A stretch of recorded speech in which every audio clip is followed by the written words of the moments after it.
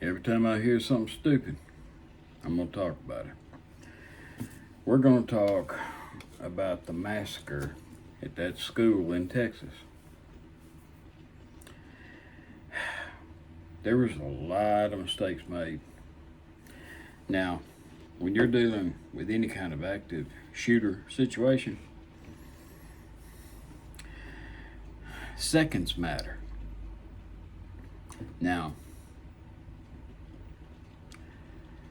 I believe there was like 45 minutes passed because somebody decided they went from an active shooter to a hostage situation. Well, when it comes down to schools,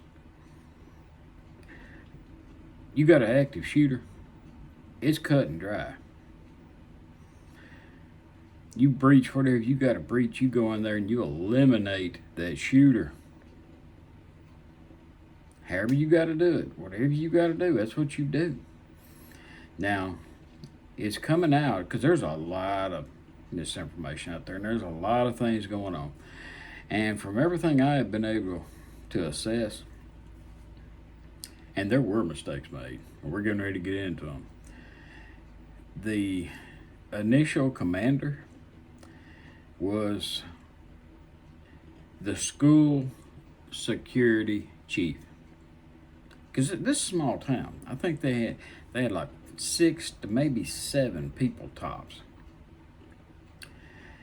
And he's the one that initially made the call to go from active shooter to hostage situation. Bad call. No matter how you look at it, and people died because of that call. Because there was kids calling 911 during that 40-something minute period. Terrible call. If you got an active shooter, you got an active shooter. Everybody on the sun is on their way. And it doesn't matter if there's 1 of you, 10 of you, and I believe there was 19 people in that damn hallway. The door, let's talk about doors. Number 1, the door that the shooter came in was propped open with a damn rock. Because somebody, a teacher, went outside that damn door. Or student, who knows? Somebody, it's going to come out in the investigation. Somebody went out the damn door, come back in, put a rock in it. That breaches your security of your own policies for your school. That's one mistake. The doors, from what I'm understanding, the doors that were on the actual classroom, they're those security doors. When you have an active shooter situation, you go into a lockdown procedures, those doors lock. And they're made not to get in. They did not have their shit together. Okay, the shooter is inside. He's locked inside with these kids and the teachers. They can't get in. They can't find the damn key to get in. They can't get through their security door.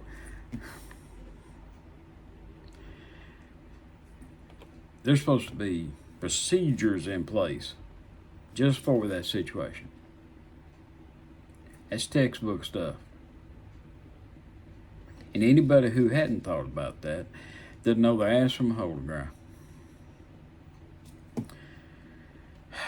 I'm hearing about a Border Patrol agent who went in, got his wife and his kid out, and did not come back.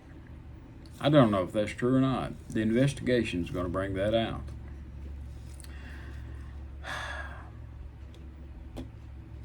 Once they finally did, when the Border Patrol SWAT team, is what they actually are, showed up, they went, bam, situation done, dude's dead. But precious time was passed. Now, I'm sure, this is another big one. You got a horrific situation. And during your after action review, which is part of the investigation, you lied. You lied to the governor, you lied to the mayor, and you probably lied to some more people. Well, it's too late to cover your ass then. And lying in a situation like you just got into, you're borderline going to prison. It's called a violation of the color of law. And you can get up to 10 years in a federal prison for that. Bad call. I mean, it's just one shit show call after another. And oh, by the way, the person who made that decision about a hostage situation, you're in the hallway. You're in there for 43 to 45 minutes. You're hearing the gunshots from the weapon this idiot had. If you did go to a hostage situation, the minute you heard that first damn shot when you're in the hallway, you're back to active shooter. You breach that damn door, you knock out the concrete wall if you have to. You drive a car in that damn thing if you have to. You do whatever you have to do to get in that building. Hell, throw flashbangs, sting balls through the windows. Smoke grenades.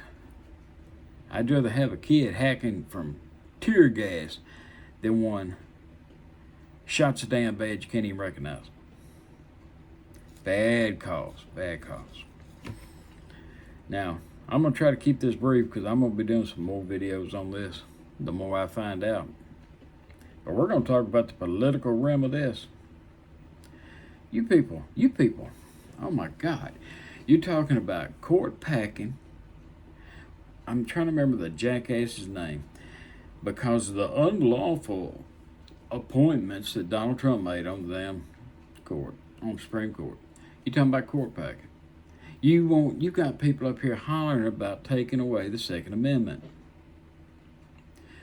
You just can't help yourself, can you?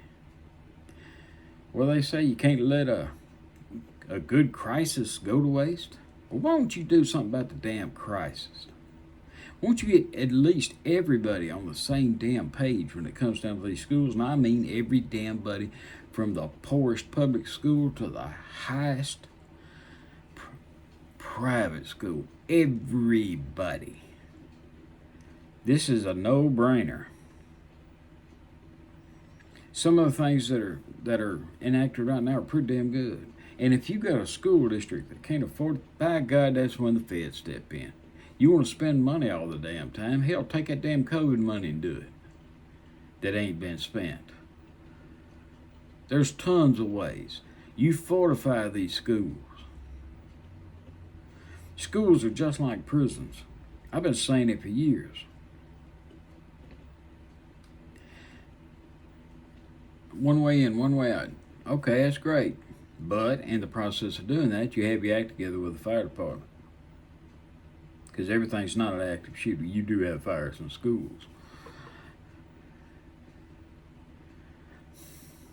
Mental health. That's another biggie.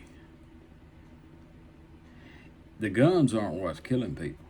People are killing people with guns. Illegal guns. You catch some bitch with an illegal gun, federal prison you go. And you make it on a federal level. Because then you can't cross state lines with it. You can't do any of that crap. Some of you Monday morning quarterback people, you have no idea what it's like to be a correctional officer, any kind of law enforcement. Not a damn clue. So shut the hell up. Sit back. Let the people do the investigation. They're not going to cover this one up. That I guarantee you. Now, school is out over, I believe, almost the entire country now. You got 3 months before them doors open up again. But when them doors open up again,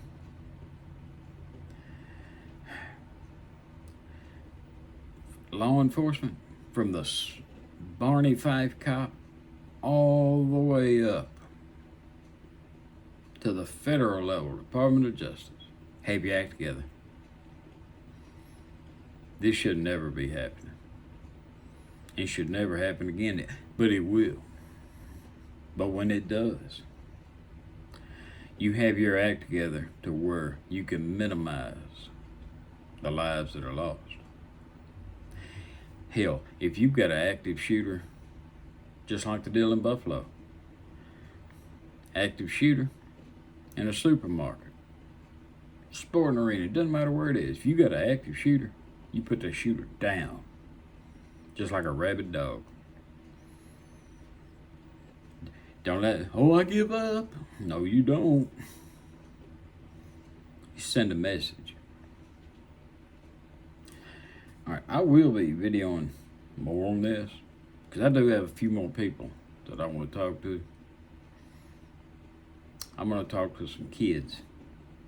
I want to see how they feel. What's their ideas? They're the ones who are there. If you like what I'm saying, hit the like button. You don't like it, hit the dislike button.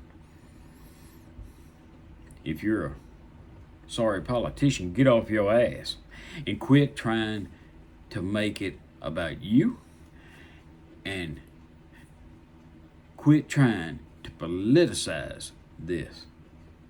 Quit trying to get rid of the Second Amendment over this.